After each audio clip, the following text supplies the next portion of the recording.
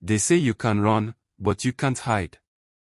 And this weekend, that old saying stopped being a proverb and became a brutal reality written across the skies of Nigeria's northwest. What happened was not rumor, not exaggeration, not clickbait. It was a clear message delivered with thunder, fire, and absolute precision. And that message was simple: if you bring violence to Kano, you will not live long enough to brag about it. As the new year was still fresh and many families were settling into the quiet hope of January, a group of bandits made a deadly miscalculation. They believed Kano would be easy prey.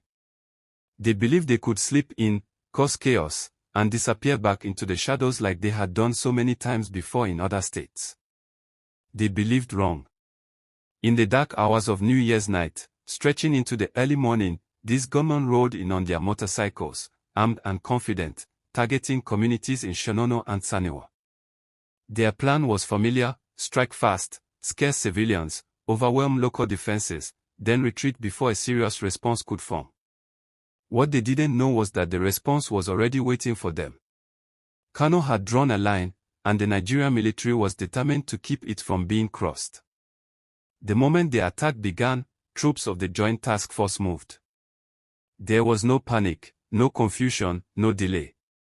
Ground forces from the brigade in the area engaged immediately, meeting the bandits with disciplined firepower and tactical coordination. What followed was a fierce exchange that shattered the attackers' confidence. Bullets flew, motorcycles skidded, and the illusion of superiority the bandits carried into Kano evaporated in minutes. Unable to withstand the pressure, the bandits did what they always do when the fight doesn't go their way. They turned and fled.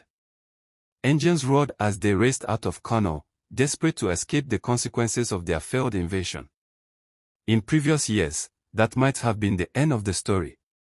They would melt into forest, regroup, and return another day. But 2026 is not the past, and this time, escape was only an illusion. Because while they were running, the sky was watching. Unseen above them, the military's intelligence, surveillance, and reconnaissance assets were already locked in. Drones and aircraft tracked every movement, every turn, every desperate attempt to find safety. The bandits crossed state lines into Katsina, convinced distance meant freedom. They rode through villages, through open land, finally stopping near Danmek, close to a dry riverbed. There, they slowed down. There, they gathered. There, they made one final, fatal mistake. Believing they were finally safe, the surviving fighters came together to bury their dead, those who had fallen during the failed assault in Kano. Motorcycles clustered. Weapons were laid down. Guards relaxed. For a brief moment, they thought the nightmare was over. It was only just beginning. High above, the air component of the operation had been patient. They watched. They waited. They confirmed.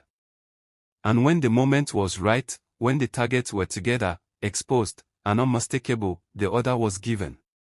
What happened next was swift and devastating.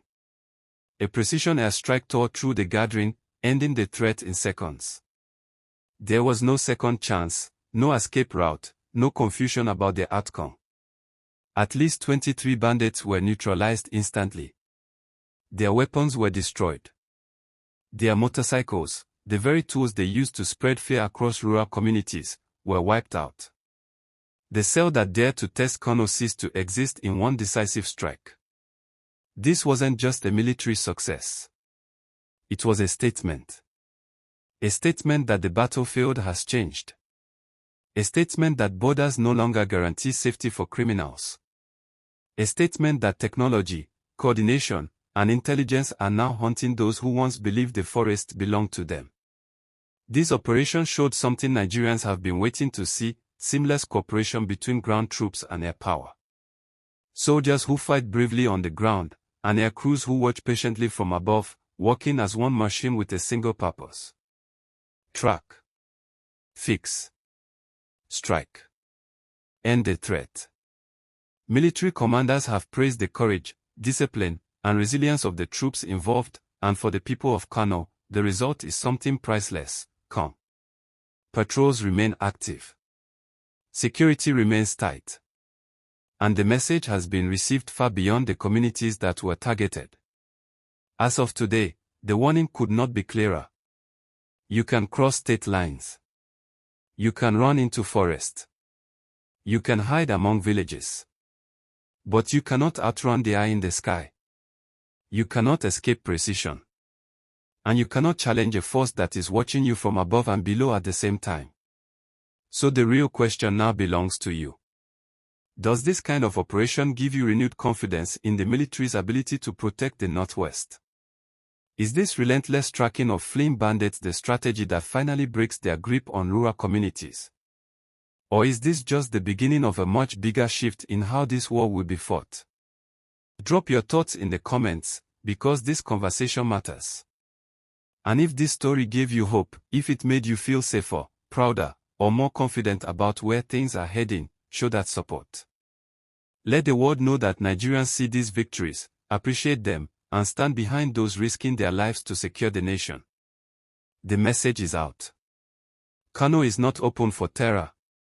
The sky is watching. And justice, this time, has wings.